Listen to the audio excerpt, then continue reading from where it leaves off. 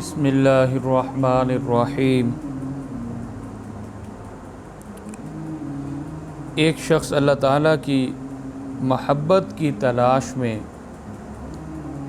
اپنے نفس کی اصلاح کے لیے ایک بزرگ کی خدمت میں حاضر ہوا اور اپنے شیخ کی تجویز کردہ ذکر اور شغل کو اہتمام سے کرنے لگا، لیکن شیخ کے گھر کے اندر جو خادمہ تھی، جو اس آدمی کے لیے کھانا وغیرہ لے کر آتی تھی، وہ آدمی اس پر بار بار نگاہ ڈالنے لگا، اور نگاہ ڈالنے کی وجہ سے اس آدمی کے دل میں اس خادمہ کے لیے عشق پیدا ہو گیا۔ چنانچہ جب وہ کھانا لے کر آتی تو اب یہ آدمی کھانے کی بجائے اس عورت کو گھورتا رہتا، اس خادمہ کو دیکھتا رہتا، اسی کی طرف متوجہ رہتا، اس کو عاشقانہ نظروں سے گھورتے رہتا۔ تو وہ خادمہ بھی اللہ والی تھی، اس کو اس بات کا شبہ پیدا ہوا کہ یہ شخص مجھے بری نگاہ سے دیکھتا ہے۔ بد نگاہی کی ظلمت کا اس خادمہ کے دل کے اندر احساس پیدا ہوا، اس کے قلب میں اس کا احساس اتر گیا، اور اس نے شیخ سے یہ عرض کیا کہ حضور، آپ کا فلاں مرید میرے عشق میں مبتلا ہو گیا ہے، وہ میرے اوپر ہر وقت عشق کی نظروں سے نگاہ ڈالتا رہتا ہے، تو اب آپ جو اس کو ذکر اور شغل کے اندر مشغول رہنے کی ترغیب دیتے ہیں، اس کا نفع اس کو کیا ہوگا؟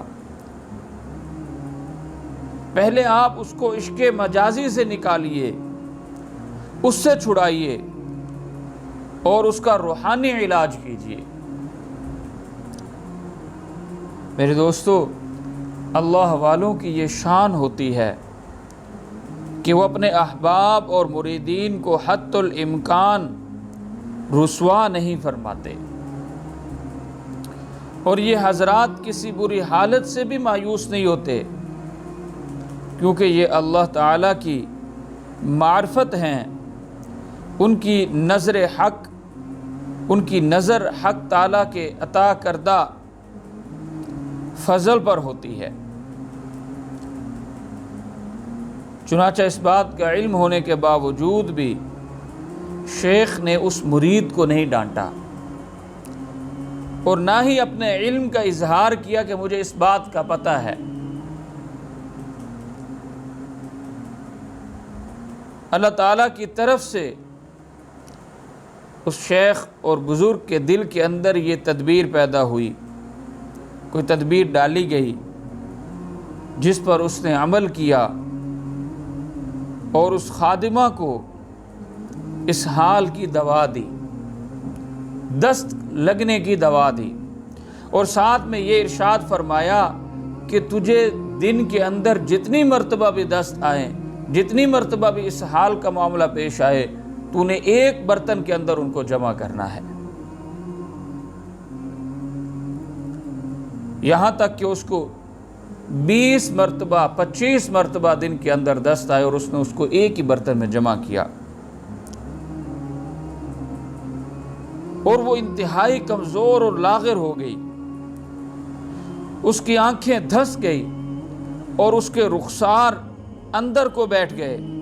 حیضہ کی مریضہ کا چہرہ جس طرح خوفناک ہو جاتا ہے، اسی طرح اس کا چہرہ ہو گیا۔ چنانچہ اس کا حسن بالکل ڈھل گیا، اور وہ کمزور اور لاغر اور بے رونق چہرہ اس کا ہو گیا۔ بزرگ نے خادمہ کو یہ ارشاد فرمایا کہ آج اس کا کھانا لے کر جا، اور خود بھی وہ بزرگ ایک آڑ کے اندر چھپ کر اس معاملے کو دیکھنے لگے۔ مرید نے جیسے ہی خادمہ کو دیکھا تو کھانا لینے کے بجائے اس کی طرف سے چہرہ پھیر لیا، اور کھانا رکھ دو یہ کہہ کر اس نے فوری طور پر اس کو کہا کہ چلی جاؤ۔ بزرگ جس آڑ کے پیچھے چھپ کر یہ معاملہ دیکھ رہے تھے، وہاں سے نکلے اور فرمایا کہ اے بے وقوف، آج تو نے اس خادمہ سے رخ کیوں پھیر لیا؟ اس کنیز میں کیا چیز کم ہو گئی جو تیرے عشق آج رخصت ہو گیا؟ پھر بزرگ نے خادمہ کو حکم دیا کہ وہ اپنے پاخانے کا وہ جو تشت ہے، وہ جو برتن ہے، اس کو اٹھا کے لاؤ۔ اور جب اس نے سامنے رکھ دیا تو بزرگ نے مرید کو مخاطب کر کے ارشاد فرمایا کہ اے بے وقوف، اس خادمہ کے جسم سے سوائے اتنی مقدار پاخانہ کے اور کوئی چیز خارج نہیں ہوئی۔ معلوم ہوا کہ تیرا معشوق در حقیقت یہی پاخانہ تھا جس کے نکلتے ہی تیرا عشق غائب ہو گیا۔ بزرگ نے ارشاد فرمایا کہ اگر تجھ کو اس لونڈی سے محبت ہوتی تو اب وہ محبت نفرت سے کیوں تبدیل ہو گئی؟ اس کے مجازی کا پلید اور ناپاک ہونا بزرگ کی اس تدبیر سے اچھی طرح اس شخص پر واضح ہو گیا، اور وہ اپنی حرکت پر بہت شرمندہ ہوا، اور اس نے حق تعالیٰ کی بارگاہ میں صدق دل سے توبہ کی اور عشق حقیقی کی دولت سے مالا مال ہو گیا۔ میرے دوستو، کیسے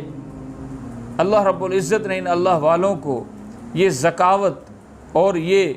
بزرگی عطا فرمائی ہے کہ جس کی برکت سے انہوں نے عشق مجازی کو، ایک جو عورت کا عشق مجازی اس آدمی کے دل میں آیا، اس کو نکال کر کے پھینک کے اللہ کی محبت کو حکمت اور دانائی سے ڈال دیا۔ اللہ تعالی ہم سب کو اہل اللہ کی اور اہل علم علماء حضرات کی قدر کرنے کی توفیق عطا فرمائے۔